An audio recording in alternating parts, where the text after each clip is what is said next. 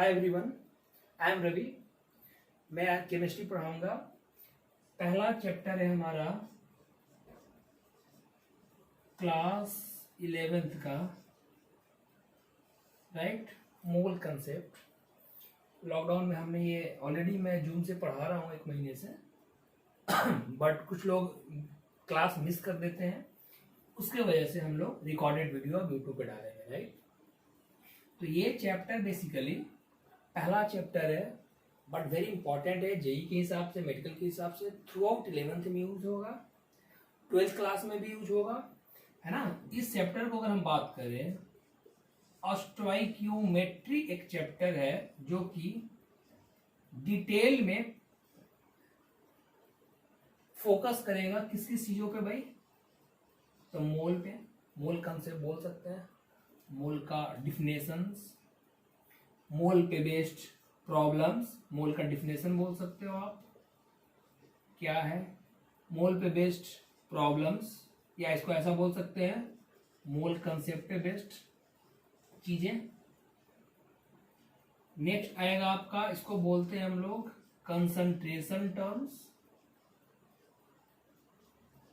Concentration terms का मतलब, जैसे आपने सुना होगा dilute sulphuric acid, concentrate sulphuric acid.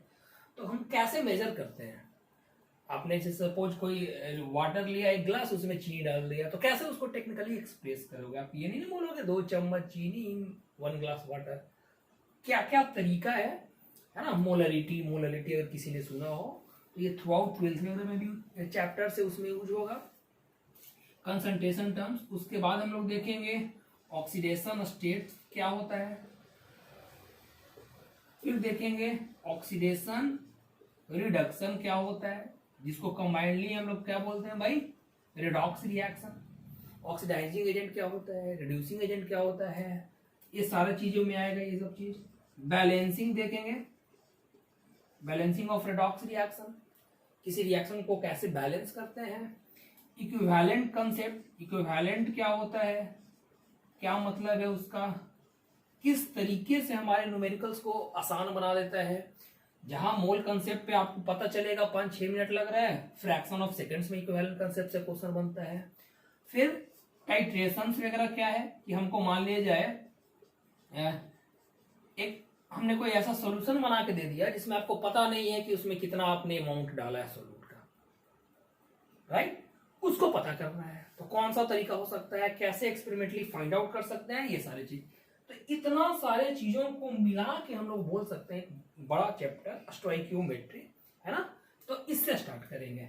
तो सबसे पहला लेक्चर जो आज का मेरा होगा, मोल का डिफिनेशन बेसिकली मुझे सिखाना है ना। बिल्कुल हम लोग बेसिक लेवल से स्टार्ट करेंगे और फिर सारा चीजों को देखने का कोशिश करेंगे, ठीक है।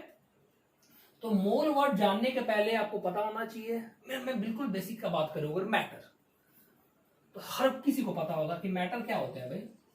तो anything which occupy a space, कोई सा भी चीज जो स्पेस ऑक्युपाई करे and have some mass, space plus mass, matter. अब मैटर को हम बांट सकते हैं फिजिकल बेसिस पे, लेट से फिजिकल बेसिस पे और केमिकल बेसिस पे। तो फिजिकल बेसिस पे आप बांट सकते हो सॉलिड में, लिक्विड में, गैस में। तीनों पे एक चैप्टर पढ़ेंगे हम लोग। गैसीय स्टेट पढ़ेंगे 11th में, लिक्विड सॉल्यूशन पढ़ेंगे 12th में, सॉलिड स्टेट पढ़ेंगे 12th में। सिमिलरली केमिकल बेसिस पे बांट सकते हो pure impure, pure impure. Pure का मतलब elements compound, impure substantial mixture, homogeneous mixture, heterogeneous mixture. 10th में पढ़ा होगा आपने एलिमेंट्स कंपाउंड एंड मिक्सचर, ये सारा चीज, राइट। तो ये सब तो पढ़ा ही है रफली आपने। अब देखो मैटर अगर हम बात करें रफली किससे बना है कोई भी चीज, अगर सपोज वाटर का बात करें, राइट, वाटर मॉलिक्यूल जो डेली पीते हैं हम लोग, किससे मिलकर बना है, तो उसमें देखोगे आप वाटर का फॉर्मूला H2O है। तो वाटर बेसिकली हाइड्रोजन और ऑक्सीजन से मिलकर बना है। वाटर का बना किससे, मॉलिक्यूल से, वाटर मॉलिक्यूल्स। अब मॉलिक्यूल्स किससे बने हैं भाई, एटम्स से, है ना। तो कोई भी मैटर हो, सबस्टांस हो, मॉलिक्यूल्स से बना है ऑलमोस्ट बोल सकते हैं। और मॉलिक्यूल्स किससे बना है भाई, एटम्स से। एटम्स क्या है, इस पे बेस्ड एक चैप्टर पढ़ेंगे एटॉमिक स्ट्रक्चर। इसके बाद चैप्टर होगा स्टोइकियोमेट्री के बाद, या स्ट्रक्चर ऑफ एटम जो बोलो आप, है ना, 9th क्लास में चैप्टर था स्ट्रक्चर ऑफ एटम। तो मैं ब्रीफ इसके बारे में 2 मिनट बात करूंगा एटॉमिक स्ट्रक्चर के बारे में, जबकि डिटेल पूरा पढ़ना है। तो सबसे पहले डाल्टन ने क्या बोला था कि एटम क्या है, अगर मैं उसी को लेके चलूं अभी, तो एटम क्या है भाई, तो स्मॉलेस्ट इनडिविजिबल फंडामेंटल यूनिट किसी भी चीज का, सबसे छोटा चीज, मतलब जिसको आप फर्दर ब्रेक नहीं कर सकते। डाल्टन ने कहा था, बट डाल्टन फेल हुआ था, आपको पता है। उसके बाद फिर अल्फा रे एक्सपेरिमेंट रदरफोर्ड ने किया, फिर थॉमसन ने कुछ अपना डिजाइन बताया, फिर बोर्स का थ्योरी आया, उस पर न्यूमेरिकल्स वगैरह बहुत पूछते हैं जेई में, तो बोर्स का थ्योरी आया, फिर स्क्रोडिंगर इक्वेशंस तक आया, क्वांटम मैकेनिकल मॉडल जिसको बोल सकते हैं, जो कि बहुत ही एडवांस लेवल जाके क्वांटम केमिस्ट्री क्वांटम फिजिक्स तक बनता है। तो वो सारा डिटेल से कंक्लूजन ये, या अभी हमें जो जरूरत है इस चैप्टर में, कि कोई सा भी एटम जो है, इलेक्ट्रॉन जो कि बाहर रिवॉल्व करता रहता है, और प्रोटॉन प्लस न्यूट्रॉन ये चीज से मिलकर बना है। दीज आर फंडामेंटल, मतलब सब atomic particles. Now we know कि we can further break that atom into 3 further particles, electron, proton and neutron, है ना, राइट। मैं स्टार्ट कर रहा हूं ये समझते हुए कि अगर किसी बच्चे ने कुछ भी नहीं पढ़ा है तो, राइट। इलेक्ट्रॉन को बोलते हैं हम लोग निगेटिवली चार्ज, इसको बोलते हैं -1 चार्ज है। प्रोटॉन इज पॉजिटिवली चार्ज +1 है, और न्यूट्रॉन जो होता है इलेक्ट्रिकली न्यूट्रल होता है, मतलब 0 बदलेंगे। ये है इनका रिलेटिव चार्ज, ये -1 +1। अगर हम एग्जैक्ट चार्ज का बात करें, इसका चार्ज होता है -1.6 इंटू 10⁻⁻19 कूलम। प्रोटॉन दोनों का मैग्नीट्यूड बराबर है, सिर्फ सिंबल का फर्क है कूलम, और न्यूट्रॉन 0, ठीक है। अगर हम मास का बात करें, बहुत लोगों को हो सकता है पता, बहुत लोगों को नहीं पता, इलेक्ट्रॉन का मास जो होता है, इलेक्ट्रॉन आर मच स्मॉलर, या ऐसा बोले proton is much heavier than electron. Electron का मास होता है, इसका जरूरत पड़ेगा इस सब चैप्टर में, इसलिए भी जानना जरूरी है, -31 kg। प्रोटॉन का मास 1.66 इंटू 10⁻⁻27 kg। न्यूट्रॉन का मास स्लाइटली कुछ खास फर्क नहीं है, क्योंकि देखो -27 का ऑर्डर है, -27 kg, ये एब्सोल्यूट मास। अगर हम रिलेटिव मास का बात करें तो अगेन इसको बोलेंगे 1 है, ये 1 है, तो ये देख रहे हो ये कम है, बहुत ही इनफैक्ट कम है, तो हम बोलेंगे 1/1840। कहीं बुक में 1837 लिखा रहता है, तो कुछ खास फर्क नहीं है। तो 3 चीज, राइट। अब देखिए इसका क्या मतलब है अभी बताने का, इलेक्ट्रॉन, प्रोटॉन, न्यूट्रॉन का। हो सकता है सबको पता हो, जेड हम बोलते हैं इसको एटॉमिक नंबर। क्या होता है एटॉमिक नंबर? एटॉमिक नंबर ऐसा बोल सकते हो, अभी जितने भी एलिमेंट्स डिस्कवरी हुए 1 से लेकर 120 तक, पूरे पीरियोडिक टेबल में आप देखोगे कहीं कोई गैप नहीं है, 1 2 3 4 5 6 से कंटिन्यू 120 तक है। कंटिन्यू 120 तक, इसका मतलब हुआ कि अगर आपने एटॉमिक नंबर बदला तो आपका एलिमेंट का सिंबल, आइडेंटिटी बदल जाएगा, है ना। तो ऐसा क्या है, एटॉमिक नंबर हम लोग बोलते हैं नंबर ऑफ प्रोटॉन। जैसे अगर हम बात करें सोडियम का, तो सोडियम जो है 11 प्रोटॉन है इसके न्यूक्लियस में, और वैलेंस शेल में 11 इलेक्ट्रॉन होता है। अगर ये सोडियम 11 प्रोटॉन और 11 इलेक्ट्रॉन है, एक इलेक्ट्रॉन लूज कर दे, राइट, हमने लिखा एक इलेक्ट्रॉन लूज कर दिया, और लिखा हमने इलेक्ट्रॉन देखो निगेटिवली चार्ज है, और हमने सिर्फ इसको अगर सोडियम में लिखा है, लेट से 11 प्रोटॉन है, तो इलेक्ट्रॉन लूज किया तो अभी भी प्रोटॉन तो 11 ही है, और इलेक्ट्रॉन 11 से हो गया 10। अब इलेक्ट्रॉन का संख्या कम, प्रोटॉन का संख्या ज्यादा, और वो भी एक ज्यादा, तो एक पॉजिटिव चार्ज तो आएगा ना भाई, तो Na है तो ये Na प्लस होगा, राइट। अब देखो एक प्लस एक निगेटिव, बैलेंस। रिएक्शन बैलेंस का मतलब आप रफली तो जानते हो ना कि हाँ, चार्ज बैलेंस होना चाहिए और नंबर ऑफ एटम्स बैलेंस होना चाहिए। तो अब ये बैलेंस हो गया, अब पॉजिटिव चार्ज ज्यादा है, नाउ वी से इट इज केटायन। इसको हम लोग क्या बोलते हैं, केटायन। सिमिलरली अगर हम बात करें फ्लोरीन, 9 प्रोटॉन है 9 इलेक्ट्रॉन है, अगर ये एक इलेक्ट्रॉन एक्सेप्ट करता है, और हमने अभी इसको Fe लिखा है, अब देखो प्रोटॉन का संख्या हो गया 9, इलेक्ट्रॉन का संख्या कितना हो गया 10, है ना। अब 10 हो गया, एक निगेटिव चार्ज ज्यादा, इसलिए हमको लिखना पड़ेगा F negative. Now this is anion.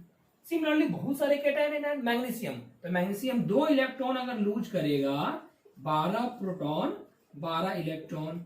अगर 2 प्रोटॉन लूज करिए 2 इलेक्ट्रॉन, ये 12 प्रोटॉन इलेक्ट्रॉन हो गया 10, तो 2 पॉजिटिव चार्ज, तो Mg2+। तो आप देख रहे हो इलेक्ट्रॉन कोई लूज करता है, गेन करता है। एक चैप्टर केमिकल बॉन्डिंग में पढ़ेंगे कैसे बॉन्ड बनता है। कोई भी बॉन्ड हो तो it is electron which play important role. Proton का हालांकि रोल होता है, but that doesn't change. If that will change, element will change its identity, symbol change हो जाएगा, सब कुछ चेंज हो जाएगा। इसलिए हम लोग एटॉमिक नंबर में बोलेंगे क्या, नंबर ऑफ प्रोटॉन, या अगर हम बोलेंगे नंबर ऑफ इलेक्ट्रॉन, तब ये क्या होना चाहिए, इलेक्ट्रिकली न्यूट्रल एटम। यानी कि न्यूट्रल अगर है तभी प्रोटॉन और इलेक्ट्रॉन बराबर होगा। अगर केटायन है, ऐसा बोल सकते हो आप, यानी कि यहां देखो, यानी कि आप बोल सकते हो अगर न्यूट्रल है तो proton is equal two electron होगा, केटायन है तो प्रोटॉन ग्रेटर देन इलेक्ट्रॉन होगा, और एनायन है तो प्रोटॉन ग्रेटर देन इलेक्ट्रॉन होगा, है ना। तो इसलिए एटॉमिक नंबर हम लोग नंबर ऑफ प्रोटॉन बोले ज्यादा अच्छा है। सिमिलरली दूसरा पॉइंट है, इसको बोलते हैं हम लोग मास नंबर। अभी हम लोग इसको रफली एटॉमिक वेट भी बोल सकते हैं, एटॉमिक वेट बोलो या एटॉमिक मास बोलो। ये क्या होता है, तो number of neutron plus number of proton, जो कि न्यूक्लियस में, बेसिकली न्यूक्लियस में ऐसा सोचो, एटम का मैक्सिमम वेट, हम रफली क्यों बोले, इलेक्ट्रॉन प्रोटॉन न्यूट्रॉन तीनों चीजें है, बट इलेक्ट्रॉन का मास 1/1840 भाग है। अगर आप सोचो आपके पास है 1 kg, राइट, कोई चीज, किसी बच्चे, दूसरे बच्चे के पास है 1 मिलीग्राम, 1 kg सपोज पोटैटो है, किसी के पास 1 मिलीग्राम है, तो जब ये दोनों को जोड़ोगे तो ऑलमोस्ट हम बोलेंगे कि 1 ही kg है। इस वजह से इलेक्ट्रॉन के मास को नेग्लेक्ट कर रहे हैं हम लोग, प्रोटॉन और न्यूट्रॉन के मास को मिला के बोलते हैं कि अच्छा एटॉमिक मास है ये। तो ये हो गया N + P, राइट। अब कैसे हम किसी सिंबल को रिप्रेजेंट करते हैं, सबको पता होगा, X यहां पे लिखते हैं Z और इधर लिखते हैं A, दोनों एक ही साइड, दोनों उधर साइड, कोई इसमें पढ़ने का मतलब नहीं है। सोडियम 11 23, इसका मतलब हो गया प्रोटॉन का संख्या 11 है। अब बताओ प्रोटॉन 11 है और P + N कितना हो जाएगा, 23, यानी कि न्यूट्रॉन का संख्या क्या होगा, माइनस कर देंगे तो 12 होगा। यानी कि आप बोल सकते हो number of neutron is equal to A mass number minus Z, clear, atomic number, तो नंबर ऑफ न्यूट्रॉन निकल जाएगा, है ना, नंबर ऑफ न्यूट्रॉन निकल जाएगा। तो ये आई थिंक 9th में सब लोगों ने पढ़ा है, फिर भी कितना याद है आपको, होमवर्क 1 में क्या दे रहा हूं, आप यहां लिखोगे एलिमेंट का नेम, बकायदा पूरा नाम लिखोगे। बेरिलियम, तो बेरिलियम का स्पेलिंग वैसे क्या है सबके साथ, राइट, 1 से लेके 20 तक। यहां लिखोगे सिंबल, यहां लिखोगे एटॉमिक नंबर Z, या ऐसा बोलो नंबर ऑफ प्रोटॉन, यहां लिखोगे atomic mass A, P + N, यहां लिखोगे नंबर ऑफ न्यूट्रॉन। 1 से 20 तक तो कंप्लीट याद होना चाहिए। अगर आपको 1 से 30 तक याद है तो और अच्छी बात है।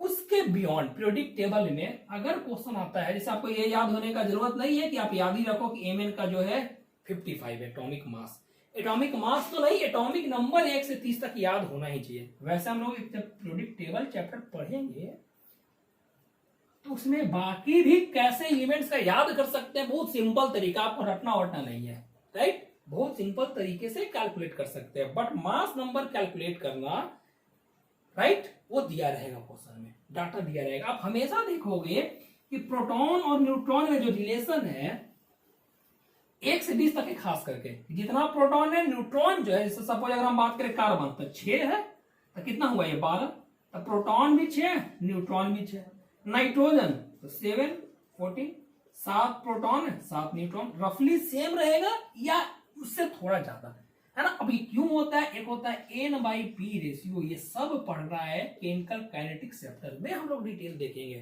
कि कोई न्यूक्लियस क्यों स्टेबल होता है, कोई रेडियो एक्टिव हो सकता है, आपने सबने सुना होगा मैडम क्यूरी का नाम, रेडियम, पोलोनियम, ये सब रेडियो एक्टिव है।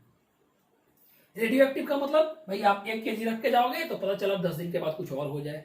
डिसइंटीग्रेट करता है, उससे कुछ किरणें निकलती हैं, कुछ रेज निकलते हैं और मॉलिक्यूल्स एक दूसरे में कन्वर्ट होता है, एटम्स दूसरे में कन्वर्ट होता है। तो वो सब चीज आगे देखेंगे। तो अभी आप इसको कंप्लीट करोगे, ये बहुत जरूरी है। जैसे मान लीजिए अगर हमने बोला H2SO4 तो क्या है भाई, कितना मोलेक्युलर वेट निकलेगा, क्या निकलेगा। तो ये हुआ एटॉमिक वेट के बारे में। जरा सा और तो देखिए, हम लोग को यूनिट जो होता है इसको बोलते हैं एटॉमिक मास यूनिट, AMU।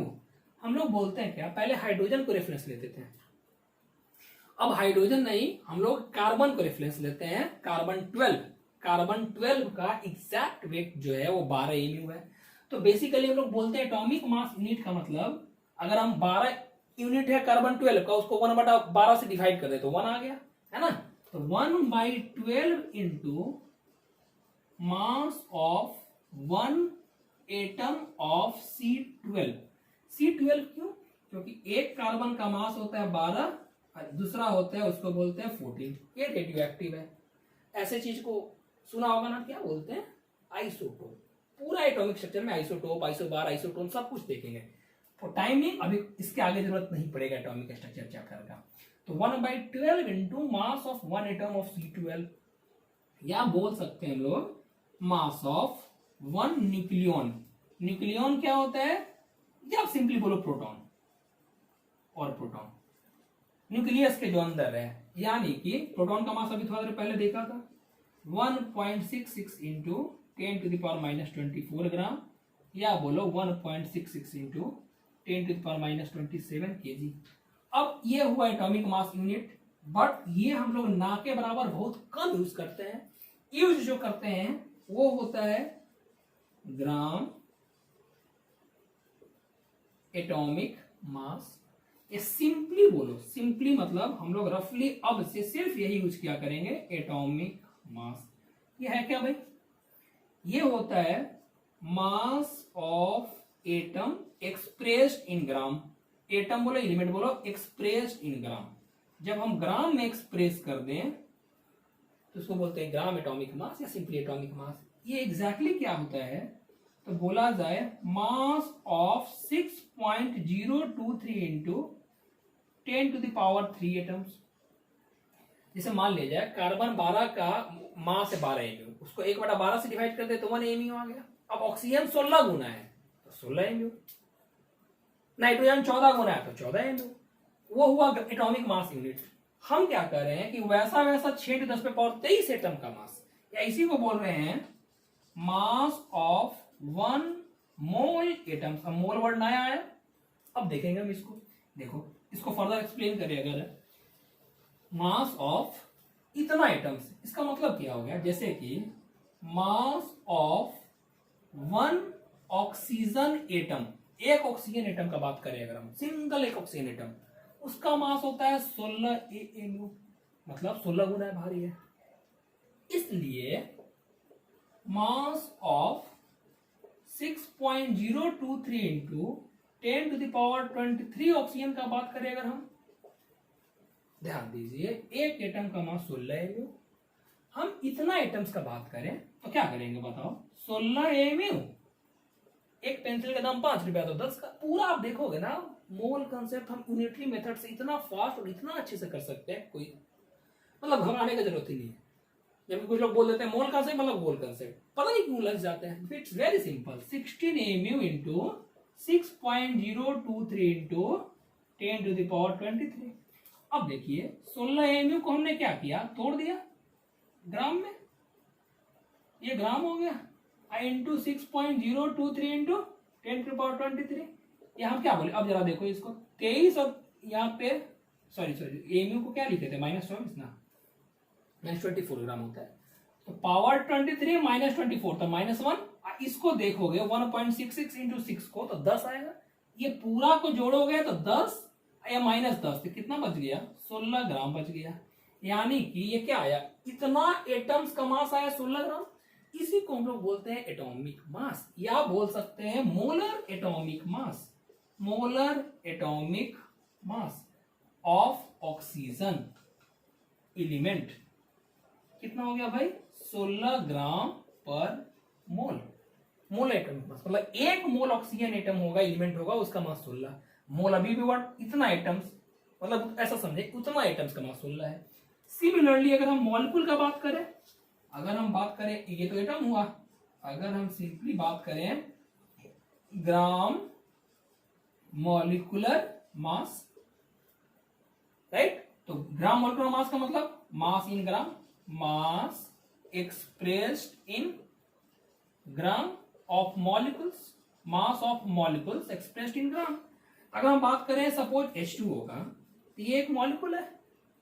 हम इसका बात करें, सपोज एक बैग है, उसका हम बात करें कितना मास होगा टोटल, तो बैग में अगर आपने 3-4 बुक रखा है, कॉपी रखा है, उस टोटल मास क्या हो जाएगा? तो बैग का मास प्लस बुक का मास प्लस कॉपी का मास। तो ये H2O का अगर हम मास करें, बात करें तो क्या होगा? सम ऑफ, ऐसा बोल सकते हो मॉलिक्यूलर मास, इसको मॉलिक्यूलर वेट ऐसा लिख सकते हैं, या मॉलिक्यूलर मास ये क्या हो सकता है? Sum of masses of all atoms of each type, जो भी टाइप हो, जितना भी एक टाइप का ही ज्यादा हो, सबको जोड़ दीजिए आप। जैसे H2O का अगर हम बात करें, H2O में 2 हाइड्रोजन एटम है, 2 इंटू हाइड्रोजन एटम मास, प्लस क्या लिखोगे? 1 इंटू ऑक्सीजन एटम मास, है ना। हम सब अब ग्राम में यूज करेंगे, राइट। 2 हाइड्रोजन एटम, तो 2 इंटू 1 प्लस ऑक्सीजन का मास कितना होता है? 16। इसलिए बोलना सब कुछ याद होना चाहिए। जैसे फास्फोरस तो हो सकता है बहुत लोगों को याद ही नहीं हो, राइट। आप 10th से अभी आ रहे हो 11th में, बट आपको अब कंपटीशन के लिए, आगे पढ़ने के लिए सब कुछ डिटेल याद होना चाहिए। 9th का 10th का जो भी बैकअप गड़बड़ रहा है, जो छूटा हुआ, उसको कंप्लीट करने का कोशिश करना है, राइट। हम लोग तो मान के चलेंगे कि आपको कुछ नहीं आता, बिल्कुल जीरो से मैं पढ़ाऊंगा, राइट। 16 2 18 ग्राम। अब ये 18 ग्राम है, या यहाँ ये भी बोल सकते थे कि mass of 6.023 into 10 power 23 molecules, इतने मॉलिक्यूल्स का मास है ना। इसलिए इसको भी बोलेंगे क्या हम लोग? Molar mass. तो मोलर मास H2O कितना हो जाएगा भाई? 18 ग्राम पर मोल। नहीं समझ में आएगा तो फिर से रिपीट करते हैं। हमने क्या बोला? सपोज NaOH ले लो, और दूसरा एग्जांपल NaOH।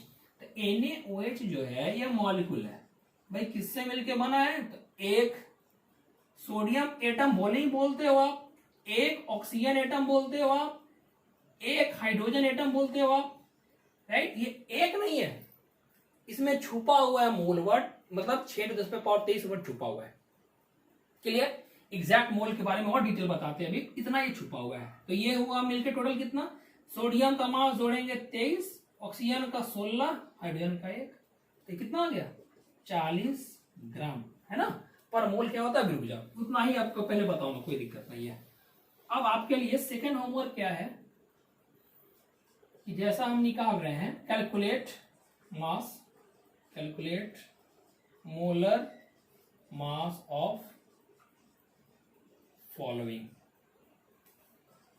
ए H2SO4, नहीं दिख रहा है अगर तो मैं बोल रहा हूं, क्लियर। H2SO4, CaCO3, Na2CO3, और सबका नाम क्या होता है वो सब उतना तो सबको पता होगा। सोडियम कार्बोनेट, अगर हम NaHCO3 लिखें तो सोडियम बाइकार्बोनेट। ये प्रैक्टिस के लिए मैं बस दे रहा हूं, जरूरत पड़ेगा। अगर आप मन में जोड़ना जानते हो तो और बहुत अच्छा है, कितना फास्ट जोड़ सकते हो, कितना वो कर सकते हो।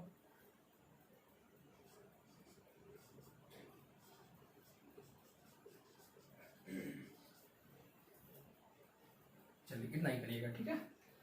अब आते हैं हमारा, नोट कर लीजिए, पॉज करके भी आप लिख सकते हो, मैं इसका आंसर भी बता सकता हूँ, बट इट्स वेरी सिंपल। अभी आगे के क्वेश्चन में देखेंगे कि आप पॉज करोगे, क्वेश्चन बनाओगे, और फिर हम लोग तुरंत डिस्कस करके मैं आंसर दे दूंगा यहीं पे।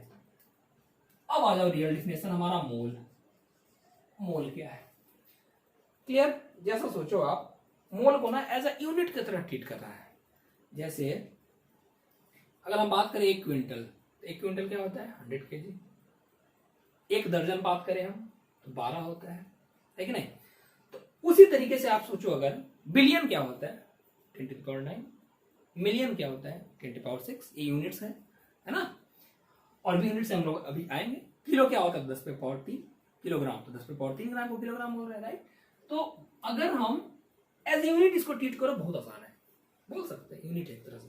क्यों, किसका, बहुत ज्यादा लार्ज क्वांटिटी अगर हो, जैसे एटम्स, मॉलिक्यूल्स, वैसा चीज जिसको आप नेकेड आई के थ्रू नहीं देख पा रहे, इट्स वेरी स्मॉल, और वो प्रेजेंट है बहुत ज्यादा अमाउंट में, राइट। तो सिंपली सोचो हम क्या कर रहे हैं, 1 मोल को मैं बोल रहा हूं 6.023 इंटू 10⁻³ पार्टिकल्स में वर्ड कर रहा हूं।